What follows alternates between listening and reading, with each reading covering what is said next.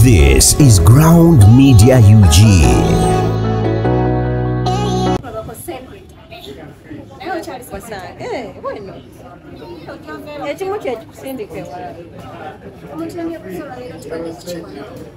Lelo tubadde tuli mu kulayira ng'aba board members aba Uganda National Culture Center.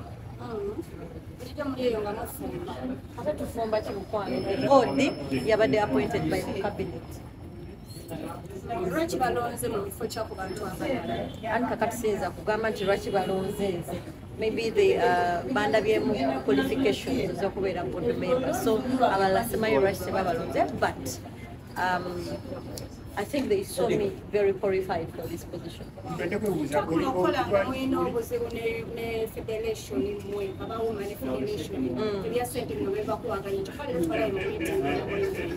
No, when it comes to matters of the sector,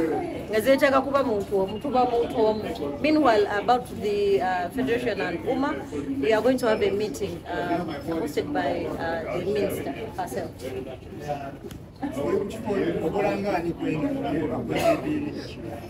The appointed board, Nikolanga vice chairperson or the board. You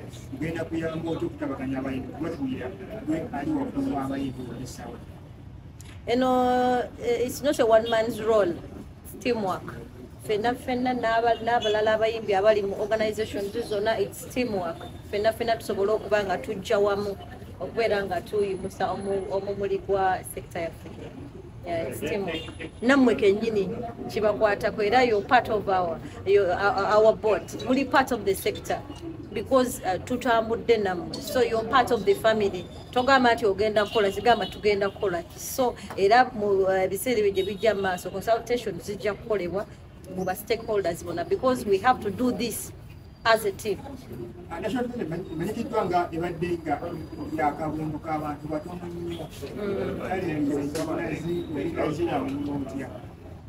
Pardon?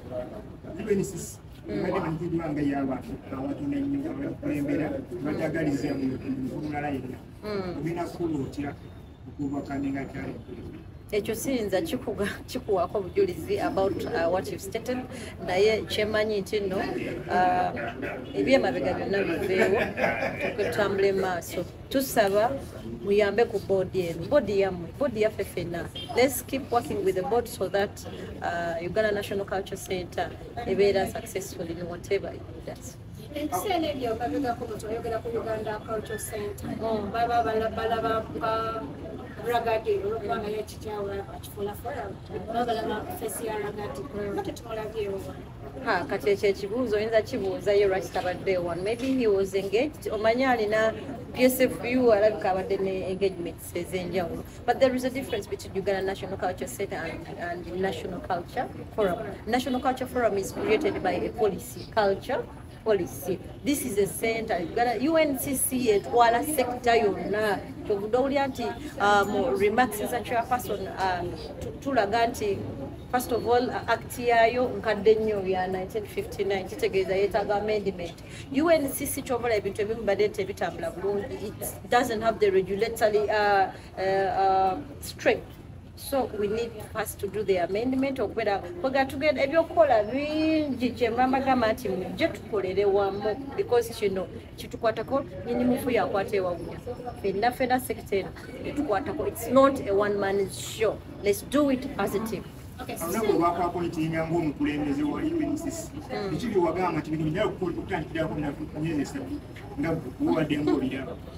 Badde nga njiraba ekintu kyebadde sooka minisita kyogeddeko entunula yaayo teyina bw'ogendayo owulira nga tossa. You don't feel at home when you're there ddala ye culture center. So we have to change the environment, the aroma ebere nga muntu bwajja awulirira ddala nzize.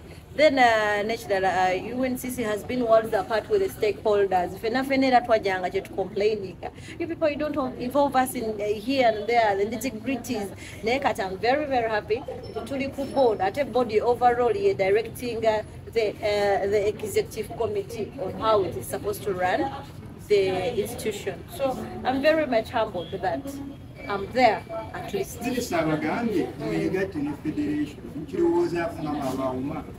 nnyo tukirowoozaako era tugenda kuba ne meeting yaffe nga next week.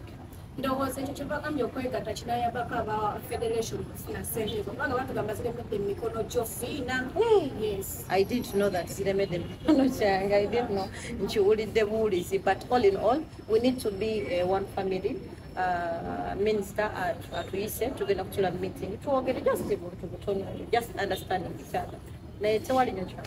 Ekikulemesa okutaasa ssente za federation nga gwe Phina kuba bagamba okay wazisagula mu kusooka naye kati essaawa zinene balina ziwa federation gwogaanya okusayinga.